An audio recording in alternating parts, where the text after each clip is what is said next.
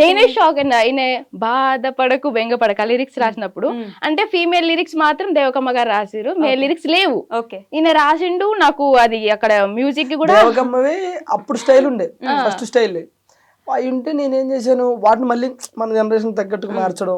Male lyrics ఏమి లేవు. Male lyrics ఏమి లేకపోతే అమ్మాయి ఏంది పరిస్థితి అని అడిగా. నాకేం వస్తుంది నాయన, అప్పట్లో పాటలు పాడుకున్నావు నాయన అంటే అవునా తల్లి అని చెప్పేసి నేను కూర్చొని రాసి అమ్మ నేను రాశాను, అవి కరెక్టో కాదో సెట్ అవుతాయి లేదో చూడని ఫస్ట్ ఇది పాడా. బాధపడకు దేవకి నా సఖి అంటే నవ్వుతుంది. ఎందుకు నవ్వుతున్నావు అమ్మా అన్న. నా పేరు నీకు తెలుసా అంది. తెలియదు తల్లి అన్న. నా పేరు దేవకమ్మ, నువ్వు దేవకనే పెట్టావు అందులో.